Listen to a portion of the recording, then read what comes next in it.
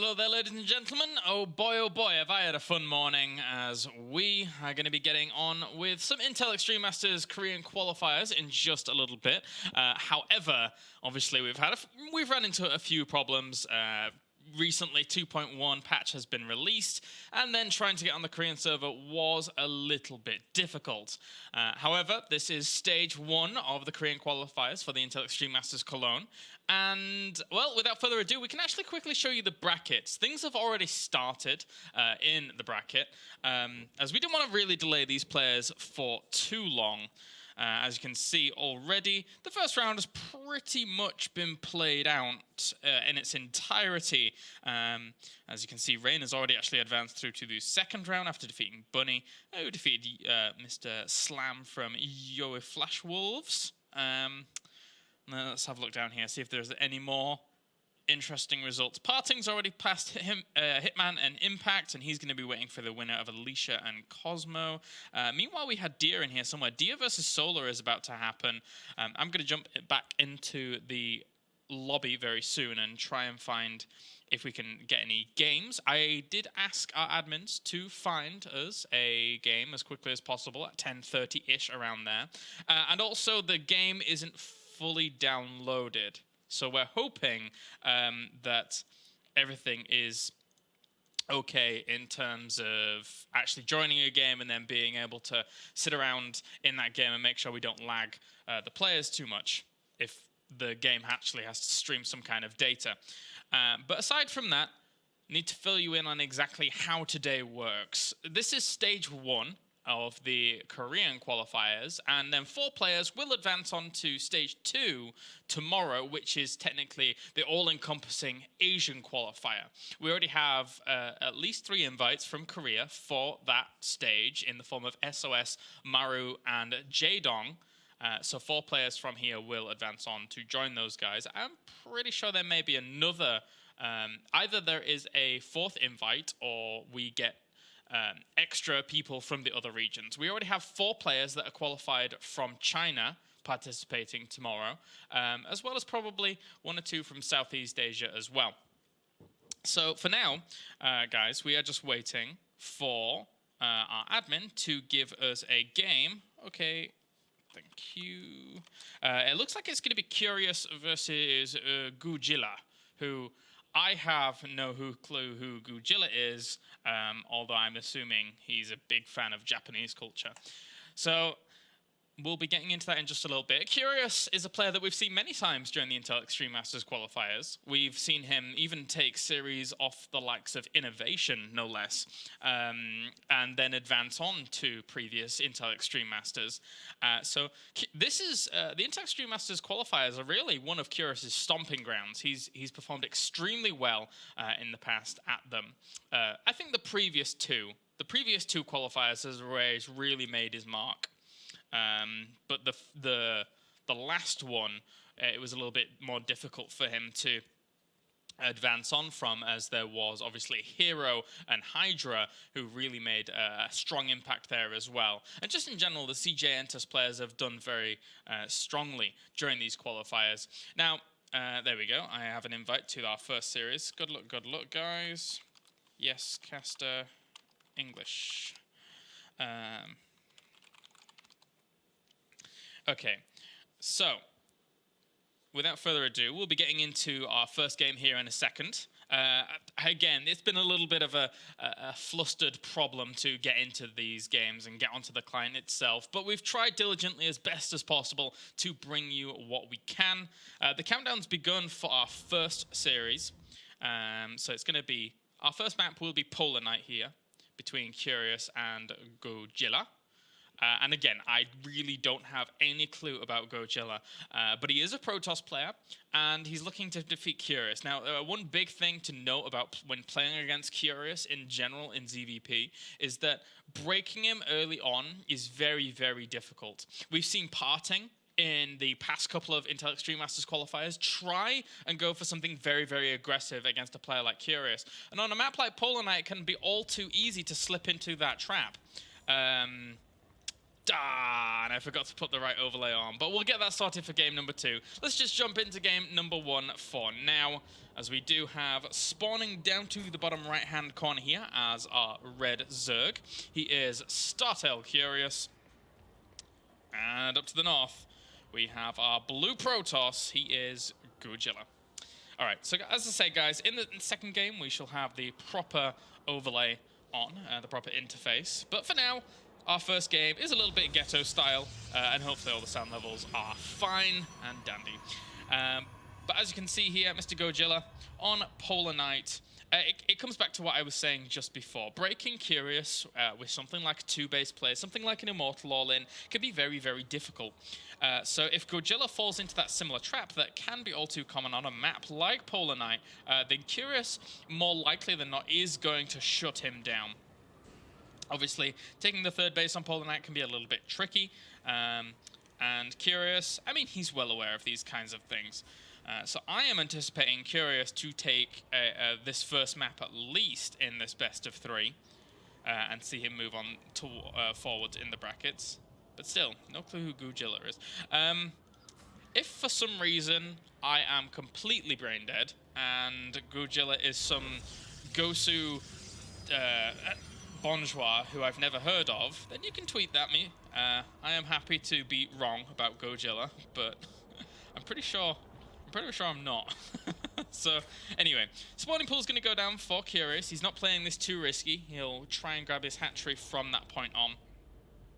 And for now, GooJila's just gone for a gateway expand with double gas guys behind this. So I do like the gateway expansion play from Protoss nowadays. It makes it a little harder for the Zerg to really fully know what their opponent's going to be up to.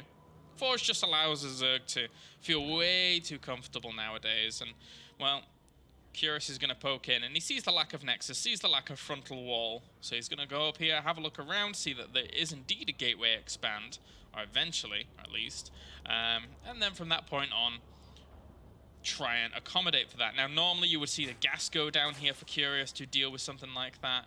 He's got 4 Zerglings out, which is a little bit more than I was expecting here, and actually he's not going to poke straight in to have a look around. I mean, he sees that there was a lack of Nexus anyway, so you can pretty much infer that it's going to be the gateway expand. He just wants to get his Overlord in a bit more of a safer position, and then retreat on back, just in case the Stalker was, like, furiously Corona boosted out, so the Overlord would be safe. Now, obviously, expansion's going down. 4 Zerglings will poke forwards and see what they can get done, but for the most part, I don't think they can really do a whole lot. Maybe get a probe, but with the Mothership Core now gracing us with its presence, there's really not a whole lot of room here for these 4 Zerglings to do anything.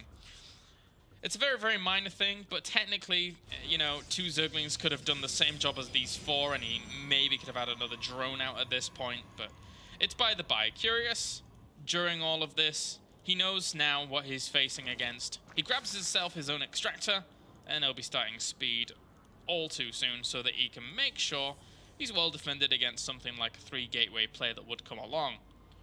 Obviously, we have a sentry out already here. GooJila just playing a little bit more safely, and I wouldn't be surprised if we see this probe out on 2 extra gateways. But, interestingly enough, he's chosen to go for the Stargate before any extra gateways. So, Curious is going to see those 2 gateways, anticipate some kind of, you know, pylon going down on the other side of his map with some kind of zealot pressure, some zealot pokes. But at the same time, this Overlord's going to be very important in a minute's time or so to try and spot what's going on, although the sentry will push it away. So that's a little bit unfortunate here for Curious. All in all, though, it really does depend what GooJila goes for. He can go for a pretty fast Oracle if he would like to, and try and put on some pressure. But at the same time, Phoenix is still another good option, and it is going to be the Phoenix, which will be revealed pretty darn quickly here for Curious, as that initial Phoenix has already rallied to go and kill an Overlord. So in the greater good here for Curious, he can set himself up a few Spore Crawlers and be well defended against that. Maybe lose 1 or 2 Overlords in the grand scheme of things. But Curious, he's already setting himself up to deal with any kind of gateway pressure that would come along. These are the few Lings here, primely designated to see if they can, you know, maybe hunt down a pylon on the map, run across and see what's going on, see the movement of his opponent's front of the base. And then from there, the Roach Warren, obviously that big compensation factor if there were to be some big Zealot weapons going down. For now, though, Curious feels comfortable enough to get his third base going. And I'm really very curious to see how our Zerg player is going to deal with any kind of aggression that does come along. I mean, these Zerglings, they're going to buy some good time for these Zealots. Interestingly enough, actually, there's no probe over here to throw down a pylon. So all of this is not easily reinforceable. He is reinforcing from the high ground in his main base, but, I mean, after seeing all of those Zealots coming across the map, he can just start Roach production if he wants to, but he's going to go for the engagement straight with Zerglings. Noticeably, these Zealots do not have +1, so it's going to be a bit harder for them to really trade efficiently, but, I mean, they do anyway. There's a lot of Zealots there, and Curious's Roach production feels really, really late to me, considering that he noticed that these Zealots were moving across the map at a much earlier time than, well, the 8.5 minute mark. Phoenix will fly in to pick up one of those queens, and also the Spore Crawler is still wailing away at that Mothership Core, but the Zealots in turn are going to be able to kill off that Spore Crawler. The Mothership Core does go down, though. That's a nice pickup for Curious. And the Zerglings, how well are they going to fare against this many Zealots? The Zealots still getting good positions, and the Phoenix also negating a little bit of firepower of the Roaches. But in the end, if Curious just continues to build the Roaches, he should be okay. Noticeably, GooJila has continued to produce Phoenix himself, but now they're not really too useful. There's maybe 1 or 2 lifts between them all. The Zerglings will head across the map and look for a pylon by chance, but GooJila has only ever been warping in from the high ground, so the Zerglings really don't have much of an opportunity there. And this comes back to exactly what I was talking about when it comes to Curious's resilience. I mean, despite Curious not really reacting to that in the exact manner that would have shut that down heavily and denied a lot of lava being wasted on Zerglings, the Roaches hold strong. They have good transitionary methods onto the next phase of the game because, as you can see here, we have Immortals being Chrono boosted out for GooJila and Gates being added on. So it looks like it's just going to be a 2-base Immortal all in, but during all that, Curious got his Hydralisk Den down. He's got +1 weapons on the way. He's going to have a very, very strong composition to be able to shut this down if it is to come to fruition. But interestingly enough, GooJila's going to try and go for a 3rd base. Now, this gets spotted instantly by Curious, and anything that he would be building up for the defense of something like Immortal All-In is now going to work on the flip side as something that's a very, very strong attack measure if he wants to go for it. He spots the Immortal in the wall. I don't think he spots the Robos being Chrono boosted, though. And meanwhile, we have the Phoenix just killing off a few Hydralisks where they can. I really like that, you know, GooJila was trying to catch some isolated Hydralisks here and there. And, yeah, I think this more than now. It really did feel like a fake when he was doing it, so I was a bit surprised that he was trying to go for that. But, and now it is signified to be the fake. So, I mean, Curious has the army potential, at least, to be able to shut this down. But right now, his army supply isn't that great. He only has 7 Hydralisks and 8 Roaches. He's trying to get a few more out where he can. His positioning is going to have to be phenomenal to deal with this because GooJila's sort of faked his opponent out quite heavily. The thing is that when GooJila went over here for the 3rd base and was looking to establish it in inverted commas, we saw Curious try and drone up to 70 drones, which this is why he has to now pull drones. He dedicated quite a bit of lava to that after being slightly fooled, but now GooJila has a bit of a hard time in terms of breaking this location. Yes, he has quite a few sentries, 8 in total, but still, force fielding across this entire area is extremely treacherous for the Protoss, but he has so much firepower behind this. This could still go in GooJila's favor. Curious now just has to buy time before this push comes along because, yes, he dedicated a lot of lava to those drones to get up to 70, but the longer this goes on, the more powerful his economy is and the more Roaches and Hydralisks he can have out for this assault. So GooJila has a timer above his head, and he has to go very soon, otherwise this isn't going to work out for him. He decides, Curious actually decides to press the issue, and all the sentries are very, very vulnerable at the front, so a lot of them do end up dying, but that might be a hazard. Look how many units have actually been lost here in total for Curious. All the drones once again come off the line, as Curious is in quite a bit of trouble now. He doesn't have that much firepower left over with just these few remaining Hydras, and he loses a lot of drones due to that. 31 workers have fallen, with 11 kills apiece, still doing very, very well for themselves. But that last sentry dying, if it does die, means that he has no more space control. That being said, though, GooJila's still in a good spot. As long as he keeps warping in, as long as he keeps adding on these Stalker numbers, Curious is going to have a really, really hard time not only saving that third, which does end up dying very rapidly, but if he focuses down that one Immortal, and maybe tries to bring both of them down now with these Hydralists, that could work in his favor. That being said, he's not focus firing at this point. He will be able to push away the Stalkers as well as the Immortal falling. And now GooJila has sort of reset this weirdly in terms of economy. But can GooJila deal with the counter-attack that's about to come? This is more damage than Curious normally ever takes when it comes to an opponent putting on two bases worth of pressure. But now, if he just went across the map with Roach and Hydra, I don't really think there's a whole lot his opponent could do. He actually has, like, no units. He could kill off this wall pretty quickly. And he is going to move for it. It's 12 Roaches and 9 Hydralisks right now. Still Chrono boosting out Immortals where he can. But there is Zealots in this main base trying to put on some harassment. Now, this will draw him back, which is exactly the kind of thing that GooJila needs to do. He needs to buy himself some time to make sure that that counterattack would not hit him extremely hard. But meanwhile, also Curious needs his third base up and running.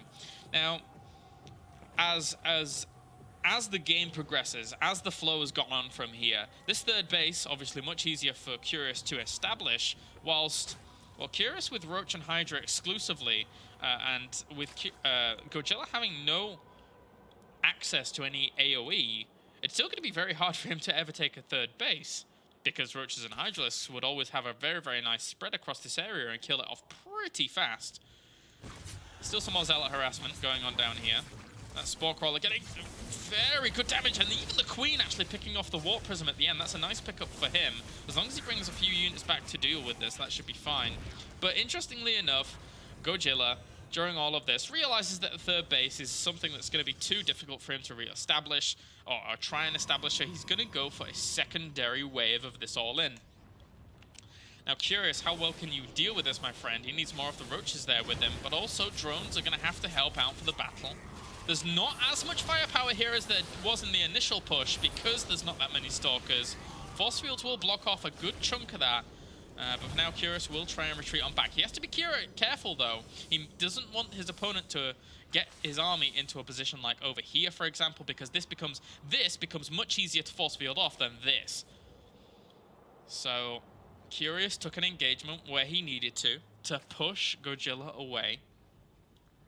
But now GooJila going to try and go for this again. A lot of his Zealots are stuck at the back here in this army, so that's not exactly the most pristine of positionings for this force. But still, it's very, very strong, very formidable. 83 army supply against 96. Ideally, Curious would like to have a little bit more of an army here to actually fend this off. He's going to try and go for the Superior Concave once again. No Force Fields have actually landed during this, so technically he could micro back with this if he wanted to. If he brings that chunk back, that would be okay. But even GooJila realizing now he has to bring all the probes to try and shut this down. And I don't think it's going to work. I mean, these Hydralisks will be able to hold their own with their +1 that they have. And GooJila, with a secondary wave of an all-in, just still is not able to break Curious. GG. Game 1 goes to our Zerg player. And it's exactly as I said at the very start of the game, that Curious doesn't really lose too often to 2-base all-ins. Though, to be honest, with that being a 2-base all-in at the very beginning, it was still very, very slow-paced, very kind of casual, relaxed. But Curious able to fend that off brilliantly, and he does go 1-0 up. Now, Whilst we're waiting for a next invite, I can not only change the UI, that would be a great idea, but also I'll quickly take a look at the brackets as well and see if we have any updates. Okay, so we can actually come to my screen whilst we're waiting for the next invite into the next game. Heart and Rain will be playing against one another in this upper portion. And it's important to note that during this qualification process, you need to basically get to this round here. So both of those players have like 3 extra rounds as top 4 do go on. Soulkey advances on. He's going to be playing either Reality or Hush. JYP is going to play a Hack or Cure. We have Cassia actually beating first during this, so that's pretty impressive for him. Sorry will be Alive. Alive was actually preceded into this tournament because of his past appearances at the Intel Extreme Masters. We have Fantasy versus Trend down here. Fantasy defeating Yonghua. How is Dia doing? That's what I want to know. Dia is going to play Classic, and then, wait a minute. Look at this bracket. Alicia versus Cosmos. So the winner of Alicia versus Cosmos will play Parting, and then Parting or whoever will play Classic or Dia. This is something we want to get into, if we can, later on. Alright, so let's jump back into the game and ask Curious to invite me. Hi, invite, please. I did get a message just then, but now he's busy, so has he started the second game without me? I certainly hope not, but maybe they have, which is not good. Wait, GooJila? Okay, he's not busy. Hi, invite please for cast. Oh, okay. No, I think they went into game and then they realized that they hadn't invited me and now they're going to invite me back in. Awesome. Sorry for delay. Okay, so guys, we are just waiting to get into game number 2 between Curious and GooJila. I really do appreciate a lot of your guys' patience out there. Understandably, we had some delays earlier on. That was to do with the patch having hit, and that can always be a little bit difficult in terms of when you're casting tournaments on other regions, because the patches don't hit the same on regions all at the same time. Alright, so countdown has begun for game number 2. Yonsu will be our map. This is yet another map where GooJila could try and go for something very, very aggressive. But again, even though the rush distances are very small, Curious just doesn't die to these earlier pushes. So I would love to see GooJila try and macro. Anything else is going to be very, very difficult for him to make work. But without further ado, let's jump into game number 2 as we have spawning down to the bottom left-hand corner. Our Red Zerg representing Startail, it is Curious. And hello. And spawning up to the top right as our blue Protoss, it's GooJila, who is sending out a very early probe. Alright, GooJila, what have you got in store for us? I mean, technically, it's looking as if it's going to be proxy gates. I don't really think it could be anything else. And he's going to go straight up into his opponent's main and place them down here. Alright, this might not work. The reason I say that is because what we often see from Zergs, unless, of course, normally as a Zerg player, I like to send my second Overlord over to my natural to make sure nothing crazy is going on. So if that Overlord, wherever it may be very soon, heads in this direction, then he may get spotted pretty quickly. There is the second option as a Zerg, where you do send your... oh, but this is an early pull. Now that I notice it, this is an early pull. Oh, jeez. Alright, well, early pull versus double proxy gates. I suppose this is just how it is. Right, second Overlord, where are you going to go? Now, the funny thing about this is because... Oh, and he's actually not even going to send it to the natural. Like, even after getting this Overlord and not sending it in the right way anyway, it was very delayed because he got a 10 pull. But there's going to be 6 Zerglings out. And the funny thing is I think these Zerglings actually head across the other side of the map before a Zealot enters the base. So, I mean, look how they rallied. They're going to go straight across the map. And yes, they'll be able to kill a lot of probes, but at the same time, a lot of drones might end up dying as well. Oh dear me. Alright. Well, he's actually going to save up Zealots as well. So the Queen is...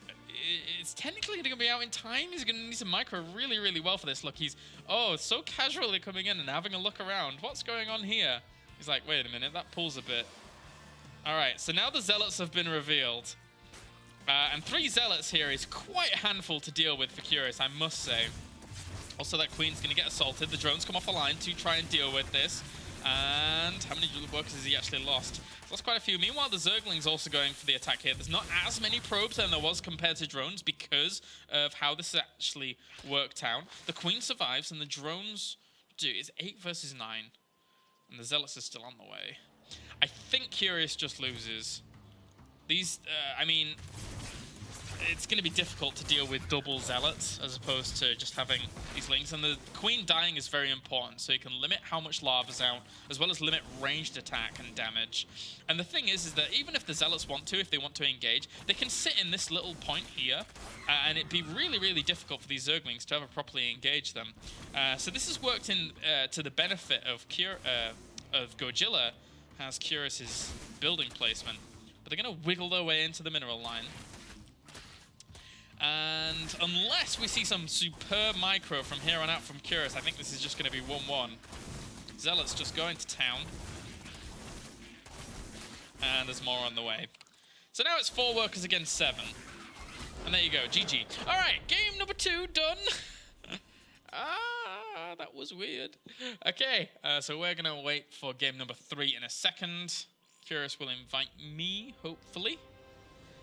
And that was a pretty quick game number 2.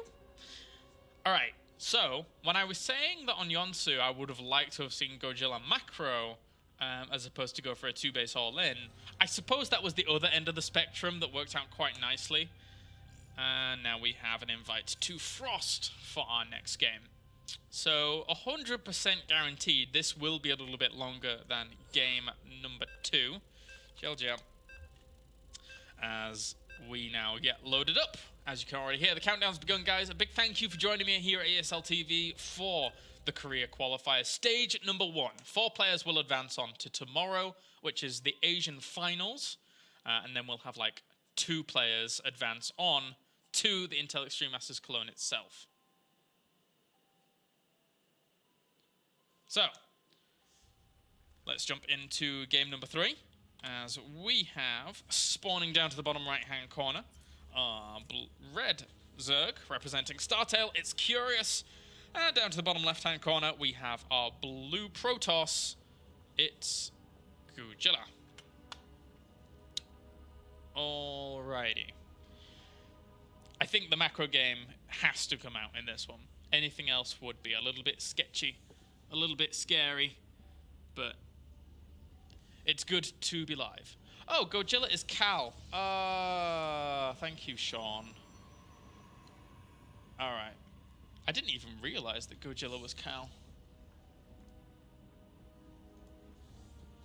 Alright, so. Awesome. So it is indeed Cal. And we have Pylon down already for him at the front, so he's going to be going for some Nexus First or Forge expand play. Meanwhile, just heading on in, having a look around himself. Curious not really going for anything too early on, and he did send his Overlord in the wrong direction at the very beginning. And wow, actually leaves a drone trailing on Cal's probe pretty darn quickly. So doesn't want anything crazy to happen there for a second. But for now, I think in the end, he should be able to really anticipate where his opponents come from. I think the reason he's leaving this trailing on the probe is because he doesn't really know how far his opponent has spawned away. With Cal getting the early scout on a map like this, either Cal has spawned really, really, really close, and Kira should be able to analyze that and know that he's probably in this location or this location, or this probe came out really, really early for whatever reason and is just charging around the map. But realistically, that just never happens. So once this Overlord checks up here, he'll probably send it straight across to a more advantageous position down in this bottom left. And the Nexus does now start up for Mr. Cal. So he's just going to go for macro, loving it. Whilst Curious, let's see what he wants to do. For me, Curious really shines when it comes to playing a versus Terran. Of course, his resilience against Protoss is, as I've mentioned many a time already, when it comes to dealing with two-base plays, is absolutely fantastic. And this Overlord is going to move down over here once again. Cal's already spotted this third base, but he's not really gone for a Forge. He's just gone for Nexus into Gateway, which is a relatively greedy play here compared to what we would see in terms of the more defensive posture with the Forge. But in the end, he's going to get away with it. I mean, Curious has already pretty much identified without actually identifying the fact that, well, hey, your probe was out kind of early during all of this. There's probably not too much gateway expanding going on here. Although technically it didn't end up with a gateway expand because it was Nexus into gateway, but that's by the by. This third base up for Curious is a small risk considering the fact that he hasn't really seen too much. But he now pokes in, sees the gas, sees how much from the gas is mined, and then he should know, along with these Zerglings as well, exactly what he's facing. Alright. Well, Stargate's going to get added on for Cal. Very difficult for him to actually end up spotting this. He needs to change slightly the direction of that Overlord, I would think, to check the back of this mineral line. I think it's barely just going to miss.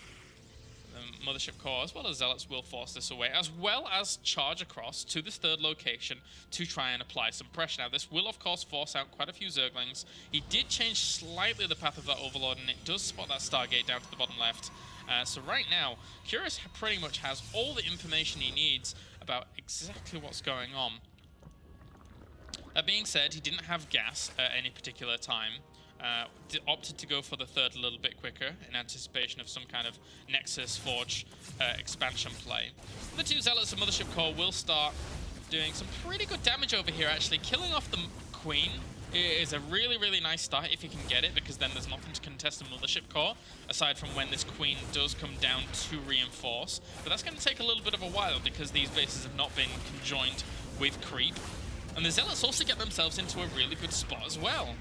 So Cal, right now, is playing out this third game really, really nicely. The two Zealots do end up dying, but that forced a lot of Zerglings to be produced. And the Mothership Core should be able to ferry itself away. Now it's Phoenix, Phoenix, Phoenix wherever he can. Adding on a few more gateways behind this, so could actually go for some more gateway aggression if he would like to. And if he does head over for some more gateway aggression, as there is a probe already moving out onto the middle of the map, then it's important for, once those Zealots get in there, maybe try and kill off the Spore Crawlers where they can, so that it allows those Phoenix to have a little bit more room and opportunity to actually make something happen. But seemingly, he just wants to go for a third base very quickly. So it was a little bit of a tricky direction that probe was heading. It was heading up here, but I guess he kind of abandoned those plans and decides that the base is going to be the better option. But the probe has been spotted, as is the pylon. There's 20 Zerglings in production here for Curious, realizing that, well, I think that I can probably deny that third base. But in turn, Mr. Cal is going to deny a few drones. That's a lot of Zerglings in production. The good thing about the Phoenix play, though, is that they will end up spotting all of these Zerglings very, very quickly. +1 melee and carapace is going down, as well as speed is about to finish for those Zerglings. So the force fields are going to have to be very, very good here for Cal. The important thing here for him is to land those force fields really there, more so than anything, but at the same time, the Zerglings are going to try and charge into the main. And actually, that's not a full wall off. That pylon was gravely misplaced. Oh, dear me. And he's going to lose quite a lot of probes for this. He is going to get punished. Not only that, whilst these probes are dying off and whilst the Nexus is actually being focused on, but also more links flooding towards the third location, the cannon will end up falling. Zealots trying to hold on. They do not have +1. And that Nexus in the main is it's very, very close to dying. He's going to try and surround these sentries. A good choice in the end. Getting all 3 of them at exactly the same time. Big gas investment plummets down the drain. And even more and more Zerglings just stream onto this location. Meanwhile, these Phoenix haven't been doing anything. Cal is crumbling a little bit under this pressure. Another sentry does end up dying. Gas, once again, actually just falling. And all of these Zerglings, with this Nexus finished, are guaranteed to get the kill on this Nexus. Oh dear me. Curious played this game out very nicely. Cal's build seemed a bit middle of the road to try and establish a third base in the fashion that he's tried to. And he's been punished for it. He has been punished for it. Now Cal adds on a second Stargate. I guess from here he's anticipating something like a Mutalist play, but with a third... Wait, okay. Sorry, that is still the second Stargate. I can only imagine that from here on, he tries to go for some kind of like double Void Ray production. Because anything else than that isn't really going to fare too well against what we're seeing here from Curious. I mean, the Phoenix right now, yes, they didn't even see the layer morphing in, but he's adding on 2 Stargates.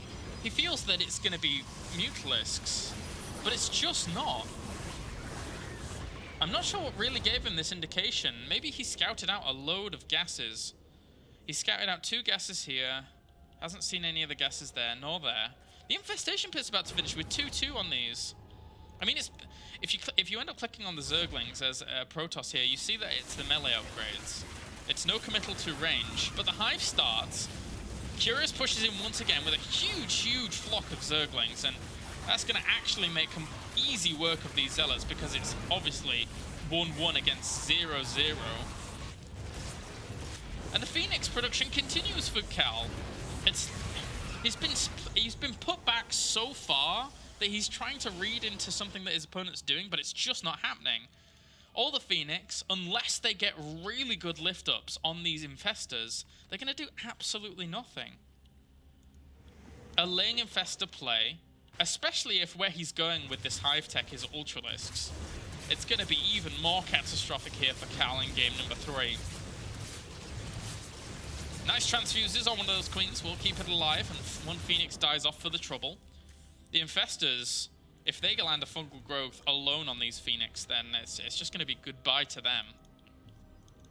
So many Phoenix being added up here for Cal.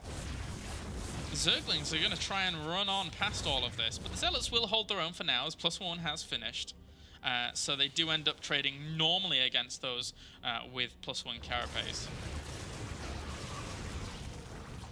But, I mean, for now, that's a lot of Infestors. Ultralisk Cavern gets added on. And I'm not sure how Cal plans to deal with this. He sees all of those Infestors. They grab a few Phoenix as well. The other Phoenix turn around. They almost get caught. Oh, God, you have to be so careful, Cal.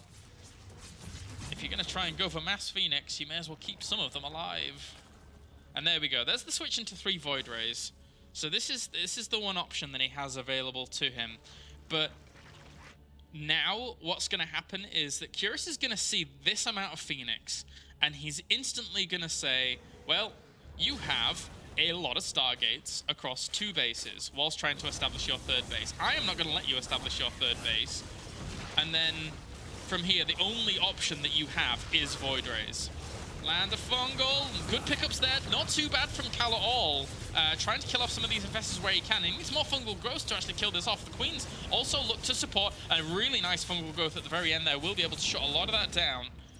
And, well, as long as he lands just 1 or 2 more fungals, he should be okay.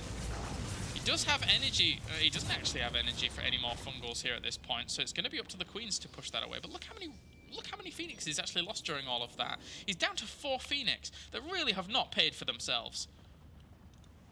The one thing that is going to keep Cal alive for now is the Void Ray numbers, because there's not too much anti-air that's mobile enough to get across there and kill off the third base along with those Ultralisks. Of course, Curious could just say, well, I don't think you have that many units. I'm just going to suicide across and kill off that third base and then run away. But that would be deadly. That would be dangerous. Void Rays, you kind of have to be wary of them. And Curious is just going to bring the Queens with him as well. That's going to be his anti-air. It's going to take quite a while to get over there. Along with fungal growths, of course, this should be able, this should be adequate anti-air to be able to shut those Void Rays down. As for now, we have 150 army supply to 62. Cal realizes he's in quite a bit of trouble and has to throw down some cannons, not only for the damage, but also it will be able to choke up those Ultralisks in these more precarious areas. They are going to try and go for this assault. Those Zealots are going to die off very, very quickly, as all of those Void Rays are actually focusing on Zerglings, whilst the Fungal Growths already hit them all. Massive, massive clump up of the Void Rays. All it requires now is for the Queens to get in range of them, and the continuation of these Fungals to land home. Meanwhile, the third base will end up falling. And there you go, GG. Curious takes game number 3 after a little bit of a longer game number 3 than I was expecting after what actually happened during all of that. But Curious was securing his advantage, securing his position, and then winning out pretty nicely. All right, so that means now, guys, we need to talk to our admins and find out what series we are going to have on the way next year from the Korean qualifiers. Let's minimize and take a quick look at the brackets to see exactly what's going on here. Let's see if there's any more updates. Ragnarok has advanced over Bjol. Rain advances over Heart. He's going to be playing Snake or Trust next. Roro versus Hydra is a really cool ZVZ that I would love to get into if I possibly can. Are there any more updates that really stand out here? Keen versus Sorry. Keen advanced over Super. Bravo versus Ryung. Not really too many more. All right, guys. So what we're going to do is we are going to go to a short break, and then when we're back, we'll have more StarCraft action here from the Intel Extreme Masters Korean and Taiwanese qualifiers.